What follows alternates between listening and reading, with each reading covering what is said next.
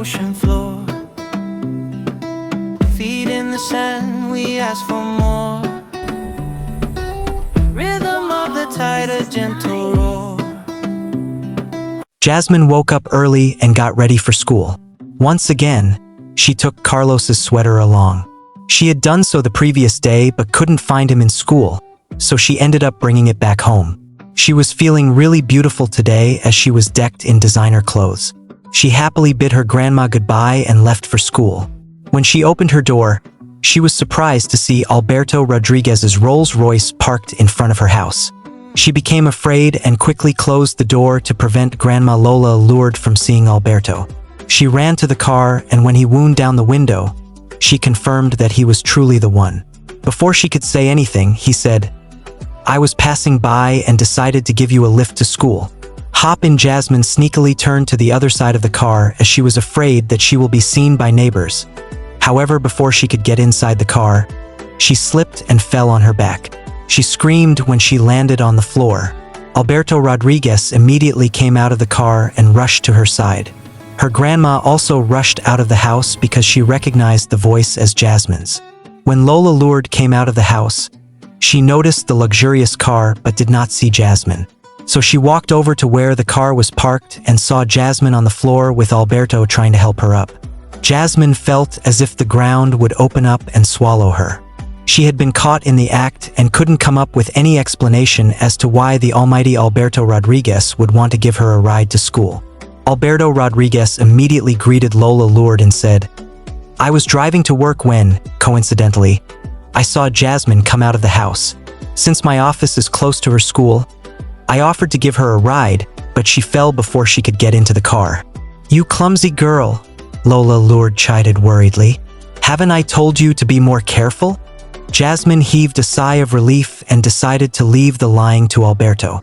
Her clothes had become dirty, so Lola lured suggested that she go in and change into a new set of clothes.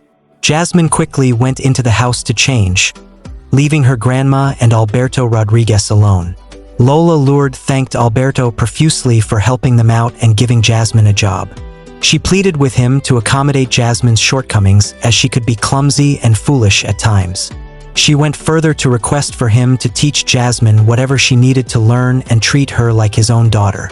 Alberto felt awkward when Lola lured asked him to do that. His interest in Jasmine was purely romantic, so he had no desire to treat her like his daughter. However, he agreed with her on the surface while promising her that he will show Jasmine the right path.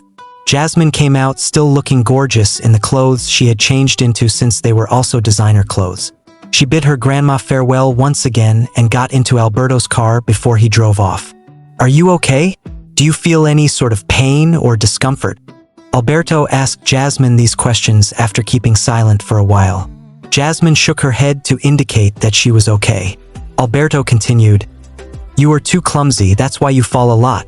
Even your grandma said the same thing. So I have an idea. I am going to enroll you in a class where you will be taught coordination and how to walk elegantly." Jasmine looked at him as if he was making jokes. "Where am I supposed to find the time to do all of that? I have to go to school and work for you as well. Also, remember that I am a scholarship student. I need to read my books and do chores at home too. Enrolling in that class will be tantamount to spreading me too thin. So, Mr. Alberto, it is not possible. Where there is a will, there is a way. Leave it to me, baby. As long as you have no problem with the class itself, then I will take care of everything." When they passed by Alberto's office, Jasmine asked him to drop her off, that she was going to make the rest of her journey by foot. Alberto, however, refused and insisted on dropping her at her school. Jasmine was afraid of being discovered. What would her classmates say if they saw her stepping down from such a luxurious car? However, Alberto refused to budge, so, in the end, Jasmine just kept quiet and let him do whatever he wanted. When they got to Jasmine's school, she observed that none of her classmates were around the parking lot. She quickly thanked Alberto and tried to open the door, but it was locked. She looked at him in surprise and asked, "What are you doing, Mr. Alberto? I need to get to class." Alberto pinched her cheeks and said, "First of all, we agreed that when we are alone you should call me darling, but you haven't done that all morning. Secondly, we still have a lot of time before your class begins. Why are you in such a hurry? Is there someone you are hiding from, or someone you need to meet? Jasmine suddenly became afraid because she didn't want Alberto to know about her feelings for Miguel, as she couldn't predict what his reaction would be. She immediately told him that there was no one like that, so he urged her to relax for a bit. He took out a bottle of perfume from his bag and said, "This is channel number 3, one of the most expensive perfumes in the world. I want you to smell just as amazing as you look, but more than that, I want you to smell like me." Jasmine let him spray the perfume on her clothes. She marveled at the pleasant fragrance and knew that today, she was going to attract a lot of attention like always, but it wouldn't be for the wrong reasons anymore because some of the students were going to be envious of her new look. After a while, Jasmine said, "Darling, can I go now?" Alberto Rodriguez smiled at her, and as she looked at him, Jasmine inwardly told herself that he must have been the most handsome man in his class during his high school days. Alberto Rodriguez agreed that she could go, but when Jasmine tried to open the door, he held her back and said, "What about my goodbye kiss?" Jasmine suddenly began to blush. She knew that there was no escaping from this and decided to quickly get it over with. Holding his face with her hands, she quickly pecked him on his cheeks and turned to open the door, but he held her back once again. "That doesn't cut it, baby," he said before crashing his lips on hers. All Jasmine could think of at this point was what she would do if Miguel saw her. She knew that she had decided to give up on him last night, but she couldn't help herself. She slowly broke off the kiss, but almost immediately, Alberto pulled her in for another one. Eventually, Jasmine began to slowly kiss him back, and this made Alberto Rodriguez suddenly feel on top of the world. Alberto finally let go of Jasmine and unlocked the car as her heart rate had begun to increase. Her face showed that she had been thoroughly kissed, so Alberto helped her to arrange her hair and wipe her lips. "I can see you are learning fast," he said to her. "Just be patient, my baby. In time, I will teach you everything there is to know." Jasmine knew that he wasn't bluffing, and the expression on her face changed to that of fear, but Alberto reassured her. "Do not worry, princess. I will make sure that the experience is as enjoyable for you as it is for me." Unable to sit still anymore, Jasmine opened the door of the car and ran out. As he watched her, Alberto couldn't help but smile to himself. Life had become more interesting ever since he found Jasmine. He thought of the way Jasmine occupied his thoughts all of the time and wondered if he would ever be able to let her go. Jasmine walked into her class with so much confidence. She immediately noticed Carlos, who sat closer to where Miguel was. She walked straight to him to return his sweater. He looked at her with so much surprise, and when he couldn't control himself anymore said, "Oh my God! Jasmine, is this you? If it weren't for your uniquely beautiful face, I would have mistaken you for someone else." Jasmine smiled and said, "Thank you, Carlos. Your words are sweet." Carlos suddenly snatched the phone Jasmine was holding and said, "No way! Is this an iPhone 13 Pro Max? Who are you and what have you done with Jasmine?" Jasmine laughed even more and took the phone back from Carlos. His voice had been so loud that it attracted the attention of the other students. They were all staring at Jasmine now. Even Ligea observed Jasmine and noticed that both her clothes and shoes were from the Louis Vuitton collection. How did an ugly duckling become a princess overnight? Ligea asked herself. She wore the most expensive designer clothes and was the only student in her class who had the latest iPhone model, and that was why most of the girls were always sucking up to her. Jasmine was already the most beautiful girl in class, and the advantage she had over Jasmine was her father's wealth. If Jasmine started living a life of luxury, she would pose a threat to her status. She became filled with so much jealousy that she couldn't hold it in anymore. She walked over to where Jasmine stood, and all the students who had gathered to see Jasmine's new phone for themselves made way for her. Poor Jasmine. Has it gotten so bad that you now have to put on fake designer clothes just to deceive the class? The moment Ligea said those words, Jasmine understood what she was trying to do. Jasmine now had the support of Alberto and had promised herself that she would never entertain Ligea's insults again. She laughed and said, "I don't know what fake designer clothes look like, as I'm only interested in the real thing. But I'm sure you would know since you wear them all the time." Ligea was so furious and tried to grab Jasmine, but Carlos came in between them. "Stop trying to attack my friend," he said angrily to Ligea. You claim Jasmine's clothes are fake, so what about her phone? It doesn't matter, Ligaya replied. We are all aware of how poor Jasmine is. After all, isn't that why she is on scholarship? Jasmine laughed and replied, You must be really dumb, Ligaya. I'm on scholarship because I am the most brilliant student in this class. After speaking, Jasmine dipped her hand into her bag and took out the black card Alberto had given her. Look at this, Ligaya, Jasmine said as she flaunted the card before Ligaya. I don't know if you will ever be opportune to touch this in your life, but this is mine and it's limitless. Why would I wear fake designer clothes if I have this? Ligaya looked at Jasmine in shock as she couldn't find any words to refute her. Carlos inspected the card and praised Jasmine for being so capable. Henceforth, Jasmine, you and I are best friends and nothing will ever separate us. Jasmine laughed again and nodded her head in agreement. She finally handed his sweater back to him and thanked him for helping her out the other day. As she made her way back to her seat, Jasmine didn't miss the envious stares she got from her classmates. She felt ashamed of herself for being so vain, and she knew that if her grandma were to be present, she would have been disappointed in her. She had stooped to Ligaya's level, but she consoled herself with the fact that she had finally put Ligaya in her place. This was something she never thought was possible until Alberto Rodriguez came into her life. She noticed that Miguel had been quiet throughout her squabble with Ligaya.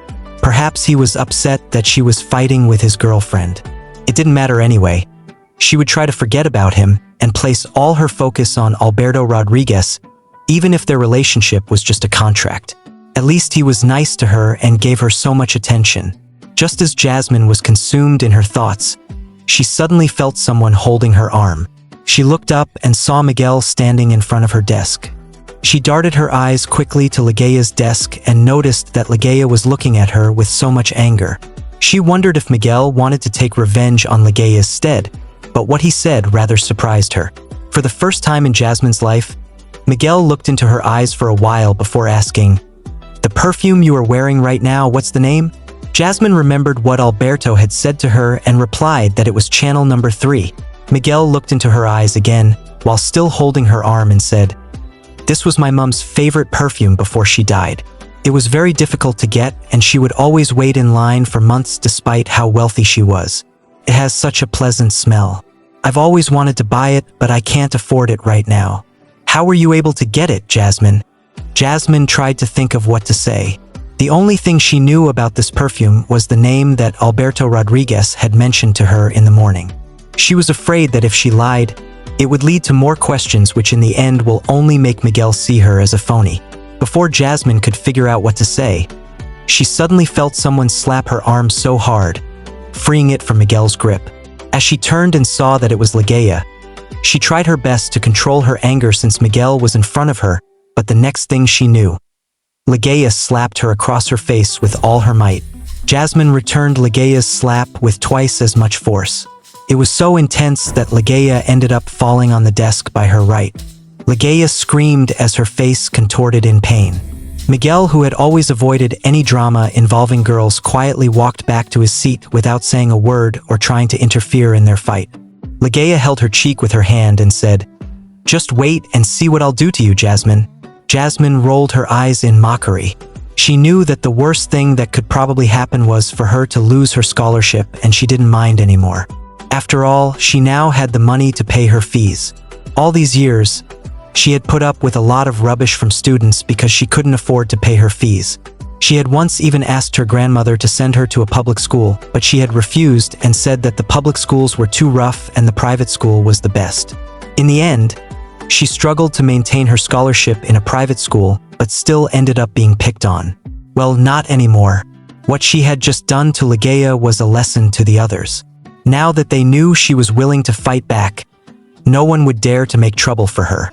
Not that she was counting on anyone, but the whole class had seen what had happened. It was obvious that Ligaya hit her first, and she had only defended herself, so she was not afraid or worried about anything. Even if they all refused to say the truth and supported Ligaya, it wouldn't matter to her. Ligaya immediately went into the toilet and called her dad. She cried over the phone and complained that a low-life student injured her. Her father, who was one of the managers in Rodriguez conglomerates, drove down to the school.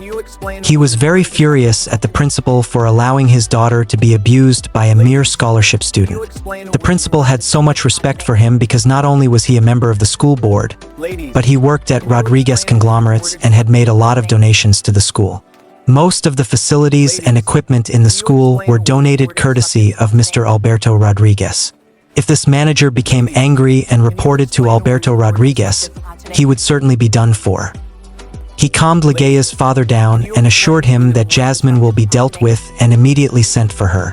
Jasmine sat on her desk, trying to massage the part of her face which had turned red when a student came in and informed her that the principal had sent for her. The moment Jasmine entered the principal's office, Legaya's father began shouting at her, saying she was a thug and a bully that did not deserve to exist among other humans. Legaya stood by the side crying as if she was experiencing unbearable pain. Jasmine did not say a word but just stared at the principal. She knew that he could see the handprint on her face, which showed that she was not the only one who needed punishment. The principal did not bother to ask her what happened. He reprimanded her for being too violent, told her that she would serve detention every day after school for 2 weeks and that her scholarship had been withdrawn. Henceforth, she would have to pay her fees, and if she couldn't meet up, she would change to a public school. Jasmine wanted to ask the principal if he wasn't bothered about the handprint on her face, but before she could say anything, Legaya's father complained that the punishment she had been given was too light. He wanted her to be expelled from the school, otherwise Rodriguez conglomerate would withdraw its support from the school. The principal agreed to the man's request and quickly drafted an expulsion letter. He handed it to Jasmine and told her to leave the school. From their conversation, Jasmine guessed that Legaya's father worked at Rodriguez conglomerates.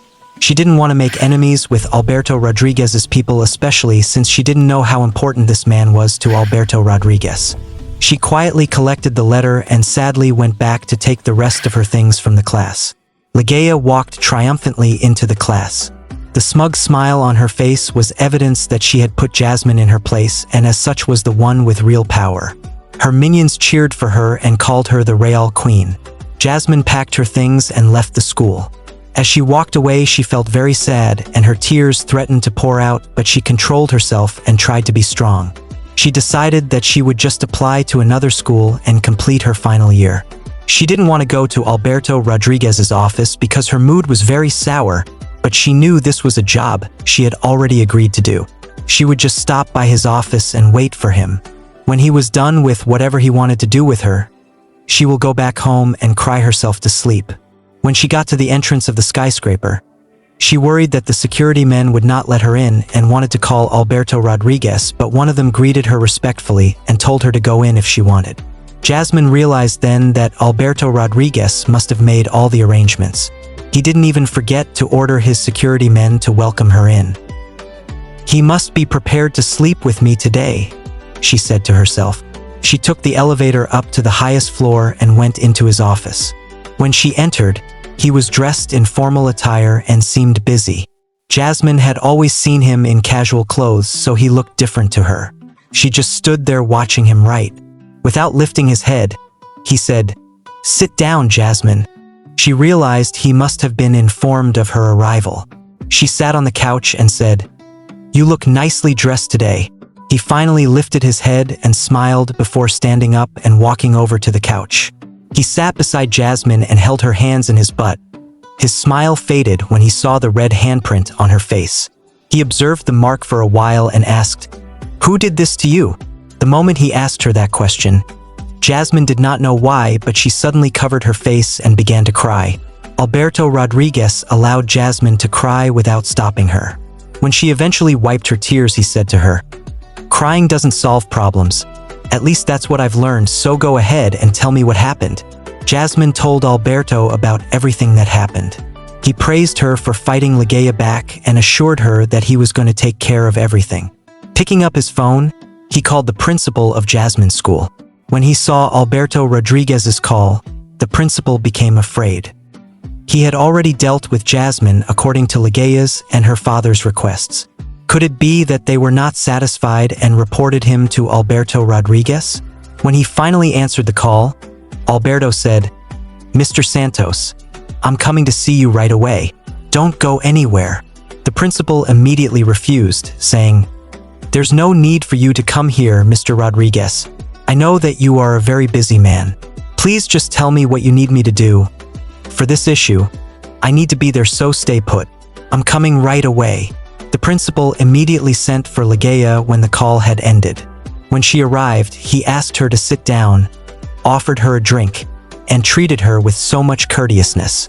He wanted Alberto Rodriguez to see that he was treating her well when he came. "Is your father still unsatisfied with the way I punished Jasmine?" "No," Ligaya replied. "My dad is quite pleased with you."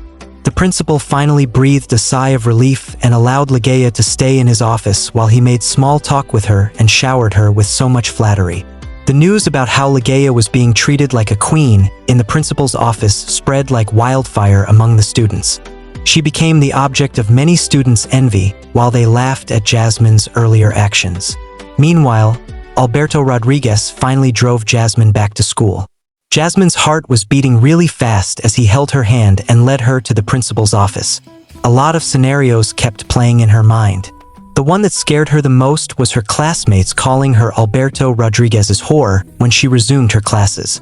When the principal saw Alberto Rodriguez approaching with Jasmine, he was dumbfounded. He had spent the last 30 minutes placating Ligaya in hopes of making Alberto Rodriguez happy. Had he made a mistake? Ligaya was more shocked to see Jasmine arrive with her dad's boss. Soon, the news that Jasmine had arrived with Alberto spread to her classmates, and a few of them gathered outside the principal's office to listen in on his conversation with Alberto Rodriguez. Ligaya stood up to leave when Alberto and Jasmine entered the room, but when Jasmine told him that she was the girl, he asked Ligaya to stay. Without wasting any time, he told the principal, "I am really disappointed in you, Mr. Santos. My PA disagreed with her classmate. Instead of listening to both sides and being fair in your judgment, you expelled her. Do you know that Jasmine is the one I am personally grooming to take over Rodriguez conglomerates when I retire?" Everyone looked at Alberto in shock, including Jasmine. Even the students outside could not believe what they had just heard. Jasmine was already a billionaire, yet she was so simple and humble. The principal quickly shifted the blame. "It was your manager, Ligaya's father. He said he was acting under your orders and insisted that I expel Jasmine from school. Jasmine dear, please forget about what I said earlier. You can tear up the expulsion letter I gave you and resume classes right away. As for Ligaya, I will make sure she is punished accordingly." Jasmine could not believe her ears. So Alberto Rodriguez was this smart. "I want her to be punished right now," Alberto Rodriguez said. "And trust me, your dad will be lucky if he still gets to keep his job at the end of the day. Mr. Santos, what I hate the most is being misrepresented. Next time, if it's something that involves Jasmine, it will be better for you to hear from me directly before taking any action. Jasmine is really smart and brilliant. That's why she was able to secure a part-time job as my PA. You should feel proud that someone like her is a student in your school and treat her with respect." Turning to look at Jasmine, who was seemingly in a daze, Alberto asked, "Mississippi Jasmine, how would you like Ligaya to be punished?" Jasmine knew that most of what Alberto Rodriguez had said was a lie, so she tried not to go overboard. "I just want justice. There were witnesses in class when our fight happened. We should all hear the truth first before anyone is punished." The principal praised Jasmine for being mature and called some of the students who were outside to come in and bear witness. The principal reminded them of the punishment they would suffer if they told lies. The students had already heard that Jasmine was working for Alberto and would have sided with her even if the principal hadn't warned them. They all said the same thing, that Ligaya had approached Jasmine first and slapped her for no reason. In the end, Ligaya was punished with after-school detention for 1 month, and during that period, she would spend her break cleaning the teachers' offices and toilets. Ligaya wanted to cry, but she tried to act strong in front of everyone. When the principal dismissed her, she ran to the bathroom and once more called her dad while bawling her eyes out. Her father chastised her instead for causing problems for him at work. He had just been given a 3-month suspension letter by the Human Resource Department. He was asked to write a 500-page apology letter and submit it in 3 months to Jasmine, who was apparently Alberto Rodriguez's personal assistant.